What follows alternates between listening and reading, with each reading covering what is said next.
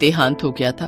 अब वो अपने 2 बच्चों बेटे रवि और बेटी नैना के साथ ही रहती थी। पहले सुमित्रा देवी अपने पति का कारोबार संभालती थी, अब रवि अपने पिता के कारोबार को संभाल रहा है। इसलिए उम्र के साथ सुमित्रा देवी का फैक्ट्री में आना जाना बहुत कम रहता है। ज्यादातर वो मंदिर में भजन कीर्तन में ही अपना समय बिताती हैं। रवि शेफाली नाम की एक लड़की से बहुत प्यार करता है, पर उसके मन में हमेशा एक डर रहता है, जिसका सबसे बड़ा कारण है सुमित्रा देवी के पुराने विचार, जिस पर वो आज भी अमल करती हैं। और सुमित्रा जी, कब कर रही हो अपने बेटे की शादी? देखो कलावती बहन, हमारे तो खानदान में शुरू से एक ही रीत चली आ रही है, बेटी लो बहू दो। तो मुझे तो चिंता ही नहीं है, जिस घर की बहू आएगी उस घर में हमारी बेटी ब्याह कर चली जाएगी। तुम अभी भी पुराने रीति रिवाज को मानती हो। अगर तुम्हारे बच्चों ने अपनी पसंद से शादी करने की मांग की तो फिर क्या करोगी? तुम्हारी ये बात की बेटी लो बहू दो धरी की धरी रह जाएगी। ऐसा कभी नहीं होगा कलावती, मेरे बच्चे कभी मेरी बात नहीं टालते। मैं जहाँ कहूंगी वो वहीं शादी करेंगे। सुमित्रा देवी को अपने ऊपर बहुत घमंड था कि आज भी वो अपने पूरे परिवार को पुराने रीति रिवाज के घेरे में बांधे हुए हैं। तो उसके परिवार वाले इस बात से खुश हैं, सहमत हैं? ऐसा नहीं था। सब सुमित्रा की सादत से बहुत परेशान थे। भैया, आपको लगता है माँ आपकी बात को मानेंगी? वो तो अभी तक इसी बात पर अमल करती है कि बेटी लो बहू दो। वो तो ऐसे घर की तलाश में है जहाँ पर मैं शादी होकर जाऊं और उधर की बेटी यहाँ शादी होकर आए।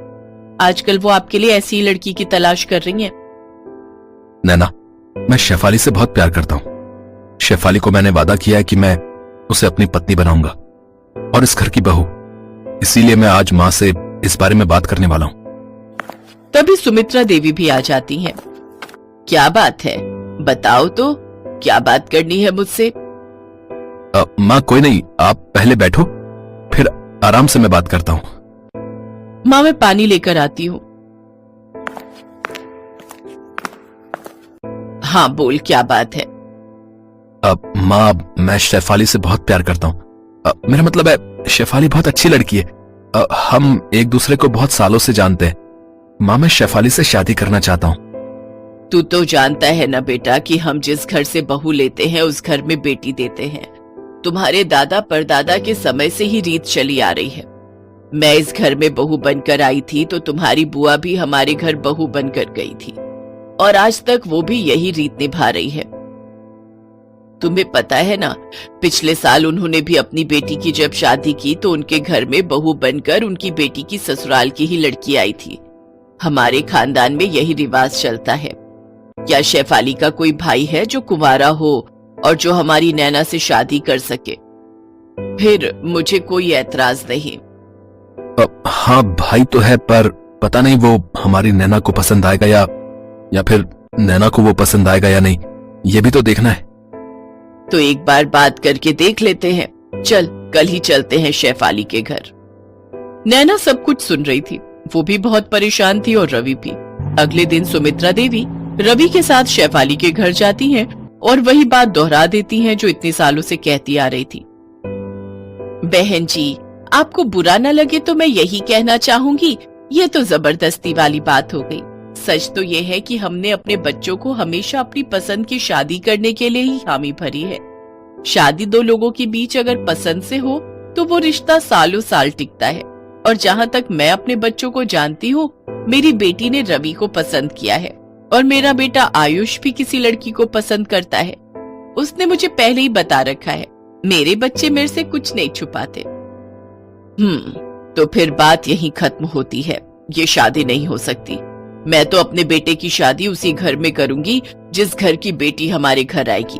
बेटी लो बहू दो, बस यही हमारी शर्त रहेगी। पर माँ रुको तो। सुमित्रा देवी उस समय किसी की नहीं सुनती और वो वापस घर आ जाती हैं। पर उस दिन के बाद रवि उदास रहने लगता है। वो अपनी माँ के खिलाफ नहीं जाना चाहता था। नैना अपने भैया को उदास नहीं देख सकती थी। उसने रवि की आंखों में आंसू देखे थे। नैना शेफाली को फोन करती है। शेफाली भाभी, मैंने तो उसी दिन आपको भाभी मान लिया था जिस दिन रवि भैया ने आपके बारे में बताया था और आपसे मिलवाया था। अब आप दोनों को मिलने से कोई नहीं रोकेगा। अब आप दोनों के जीवन में सारी परेशानियां दूर हो जाएंगी। हमेशा रवि भैया का ख्याल रखना भाभी। नैना, मुझे कुछ ठीक नहीं लग रहा, तुम क्या करने वाली हो? शेफाली को कुछ ठीक नहीं लग रहा था। उसने बिना देर किए जल्दी से रवि के घर का ऑटो लिया और कुछ ही देर में वो रवि के घर पहुंच गई। क्या हुआ? तुम घबराई हुई क्यों हो शेफाली? सब ठीक तो है ना? नैना कहाँ है? नैना तो अपने कमरे में है, पर तुम्हें उससे क्या काम है? शेफाली नैना के कमरे में जाती है। नैना का कमरा अंदर से बंद था। सब घबरा जाते हैं। शेफाली, रवि, सुमित्रा सब नैना का दरवाजा पीट रहे थे। रवि, तुम्हें दरवाजा तोड़ना होगा, नैना कुछ गलत करने वाली है। रवि नैना का दरवाजा तोड़ देता है। नैना अपने आप को मारने वाली थी। नैना, ये तुम क्या करने जा रही थी? नैना मेरी बच्ची, तू अपने आप को खत्म कर रही थी, पर क्यों? नैना फूट फूट कर रोने लगती है। तो मैं क्या करूं माँ, मैं ही तो सबके दुखों का कारण हूँ। अगर मैं इस दुनिया से चली जाऊंगी तो कम से कम रवि भैया और शेफाली भाभी एक दूसरे से शादी कर पाएंगे। उन्हें एक दूसरे का प्यार मिल पाएगा, क्योंकि तुम नहीं मानोगी, तुम अपने पुराने रीति रिवाज पर ही अड़ी रहोगी। मुझे पता है मेरे जाने के बाद किसे बेटी बनाकर शादी करोगी। मैं तो इस दुनिया से चली जाऊंगी न माँ। नहीं मेरी बच्ची, नहीं, मैं अपने दोनों बच्चों के बिना नहीं रह सकती। मुझे माफ कर दो। मेरी वजह से आज मेरी बच्ची ये गलत कदम उठा रही थी। मैं ये कभी नहीं चाहूंगी। मेरी बच्ची, मुझे माफ कर दे। तुम सब मुझे माफ कर दो। जब मेरे बच्चे ही नहीं रहेंगे तो मैं पुराने रीति रिवाज का क्या करूंगी? मैं अब कोई रोक टोक नहीं करूंगी। मेरे बच्चों, तुम अपनी जिंदगी को अपने तरीके से जियो। खुश रहो मेरे बच्चों। शेफाली बेटी, आज तुमने मेरी बच्ची को बचा लिया। तुमने एक भाभी होने का फर्ज निभाया। तुम इस घर की बहू बनोगी। मैं वादा करती हूँ, अब मुझे किसी से कोई शिकायत नहीं है। बस अब मैं अपने आप को बदल दूंगी।